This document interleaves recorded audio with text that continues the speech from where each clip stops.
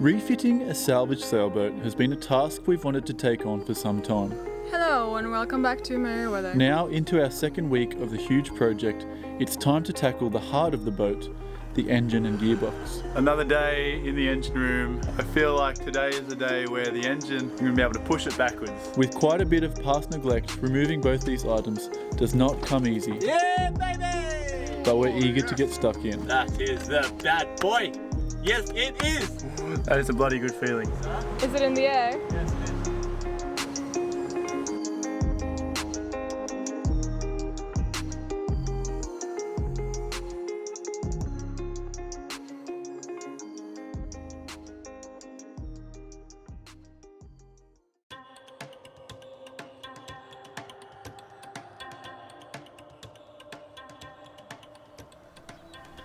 Good morning, good morning. Today is a somewhat beautiful little morning we've got on our hands. I've got a few boat jobs lined up today. I'll tell you about them in a sec, but it's just bright and early. I'm trying to get up early. It's about 7 o'clock. The whole idea around this is to beat the heat. It just gets unbelievably hot during the daytime here. So if I can get out early, I can be very productive in doing a lot of jobs, and hopefully we can get this boat done in 6 months. That's the plan anyway. I'm just imagining 12 months down the track. I knew I said 6 months, but damn it!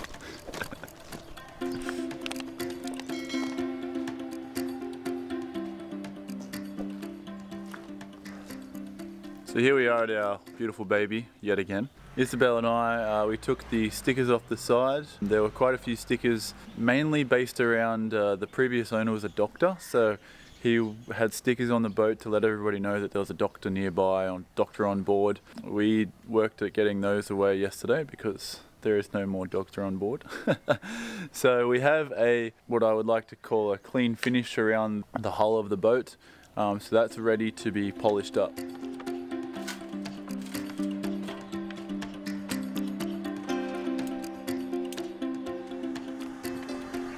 Alright, so we've just made it back onto the boat.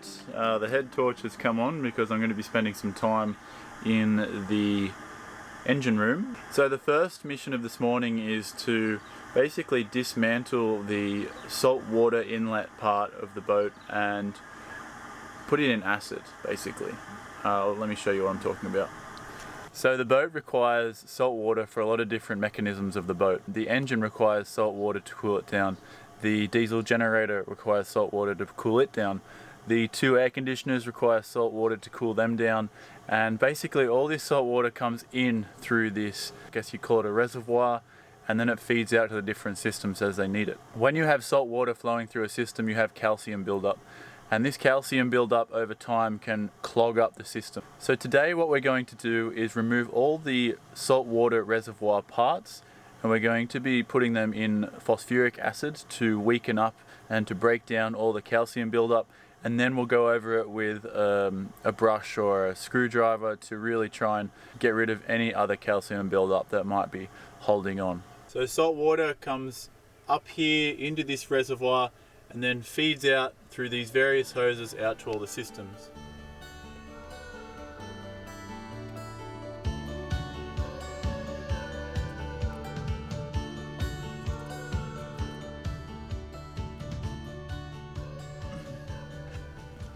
It was a small mission, but I ended up getting this off.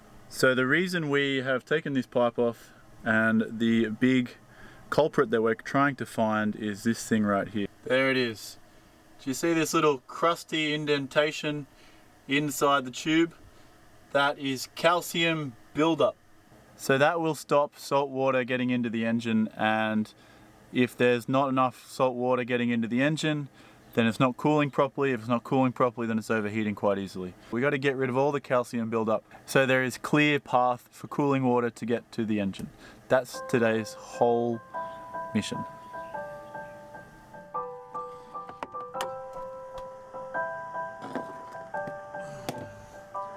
So here we have a bucket of acid.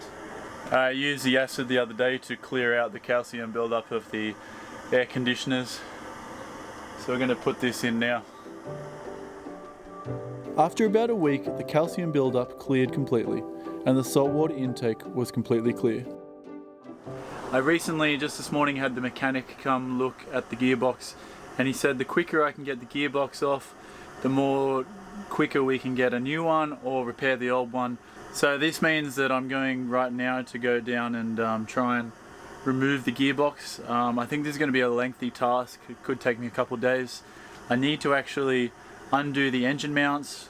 I need to take the weight of the engine. I need to remove the coupling, remove everything, and then move the engine back.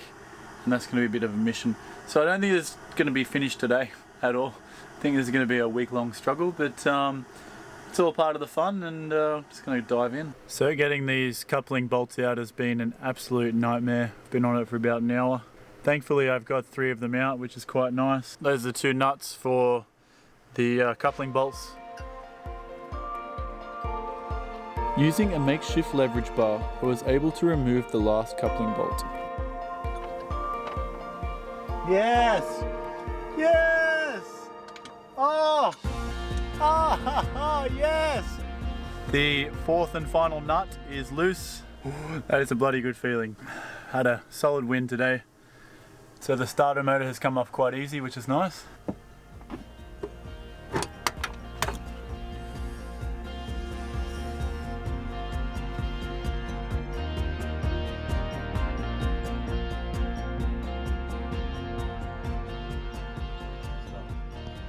So it is day number 2 in this engine room. Yesterday I managed to get the coupling nuts off, which was really good. I managed to get the starter motor off, happy days. And I managed to get 3 of 4 of the engine mounting bolts. This is one of them I got off yesterday. I got off 3 yesterday, and there was just 1 left to get. This morning I didn't have the right tools, so I had to go to the hardware store. So this socket I already had, but I didn't have the part which connects the socket to the drill. It made my life so much easier. So I'm just getting this last bolt off now, and it is loose because of this amazing contraption here. And so this is the bolt here.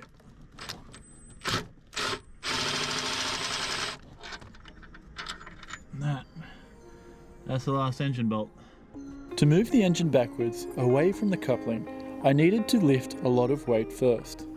Initially, I tried using 2 blocks that I attached to a piece of wood. Unfortunately, this didn't work, and I had to go back to the drawing board.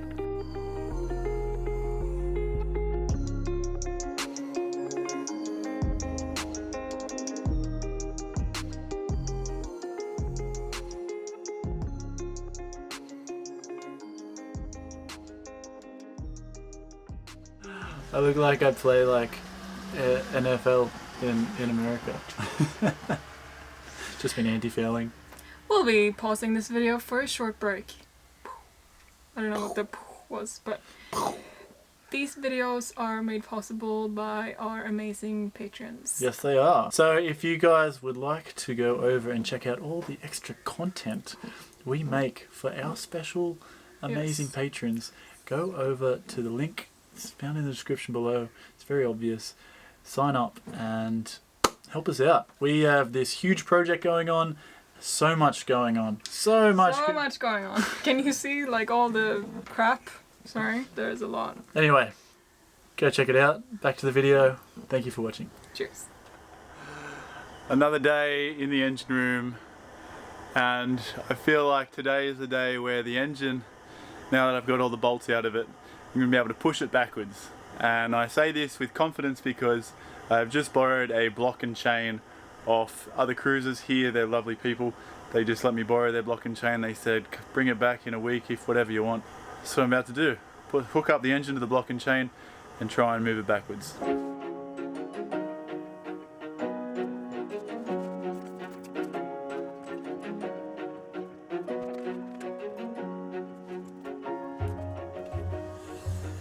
Timber, rope, block and chain, and hook up the engine. So, looks like a bit of a mess, but as I pull this, you can see this hook here, this gets lifted, which then pulls this rope here, and this rope here, which are through the engine mounts.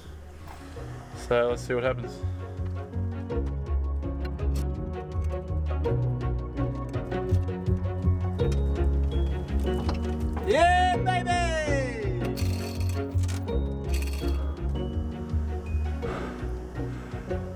this. Oh yes! Look at that gap! Look at that beautiful gap! Okay, so I don't know if you can tell, but the engine is quite lifted at the moment. It's dangling. It's up about 300 mil. The gearbox is finally in a position where I can get it off. So I'm going to try and do that now.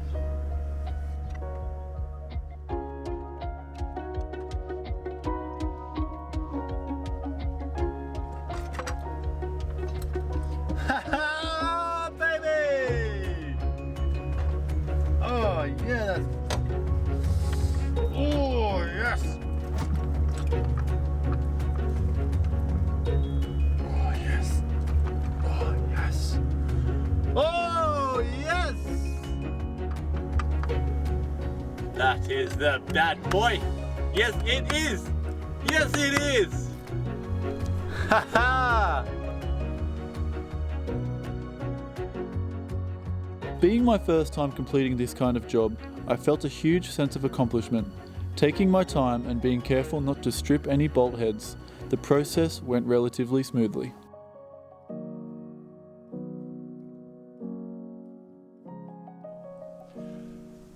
So now we are taking apart the gearbox. I've talked to the mechanic here and he says he could take it back to his workshop and do it himself, but I'm not allowed in his workshop because it's part of the Navy base and no outsiders allowed.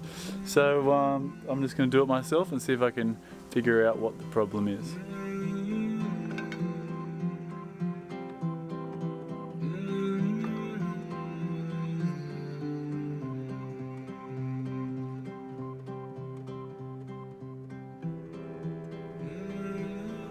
So if you have a look at these rings here, these are black, like really black.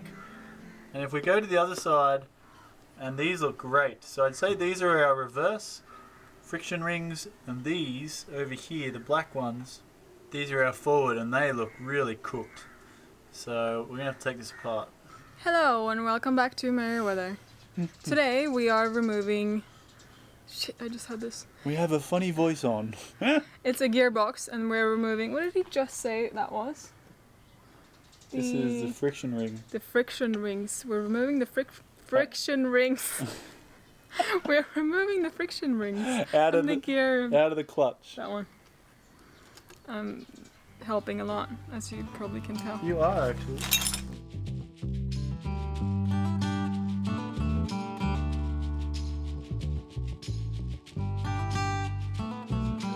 See how black they are? See how they're not shiny at all? They're really disgusting. So, as you can see, this is half of our gearbox. This is the clutch in our gearbox. As you've seen the videos in the past, we have gone through a lot of issues with the gearbox and we have taken it apart. And I believe that I found the problem.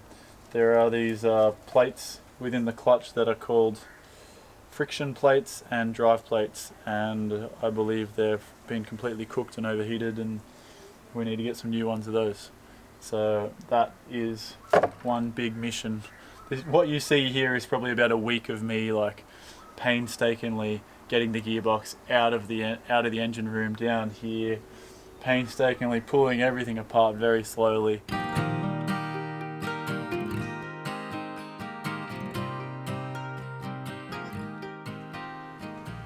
Good morning. Good morning. How are we? I'm fairly well. How are you? I'm lovely. You're lovely. Fantastic. You're lovely. I'm lovely. Isn't that funny? You can't say that about yourself. Hello, I'm lovely. Why can't I say that? It feels like you're describing like, oh, I'm lovely. So, darling, what are we doing this morning? Today we're just lifting, just a small little thing on the boat. We're removing the engine. Yes, the big 80 horsepower heavy ass engine. So basically the engine room as a whole, in my opinion, is a little bit dirty, a little bit foul. It's not very nice.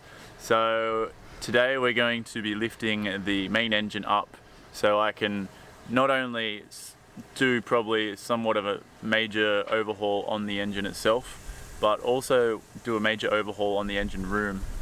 We really want to spruce it up, get it spotlessly clean, so we can see if we have an oil leak or a fuel leak. Then I can see that very clearly, and we know we have a problem with the engine. This engine's probably 30 years old, and I'm not sure how confident I am in it. So when we get put back in the water, I want to be able to go sailing for 2 years without any problems, any issues. So the idea is to get everything 100% before we get put back in the water, and that way we can just go sailing and enjoy life. You know, I hate going sailing and then getting bogged down with one problem and then bogged down with another problem. It's the worst. Lifting the engine up, there were some hoses that I hadn't disconnected, which had to be removed quickly.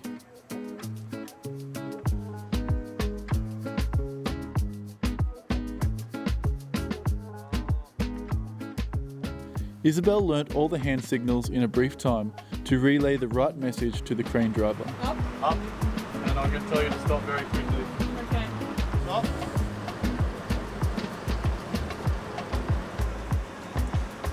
Is it in the air? Yes, it is. Up slowly. Stop.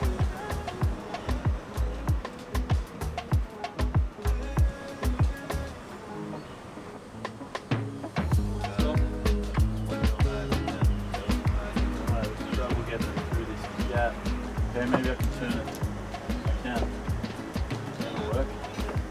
Okay, that's good. Now up.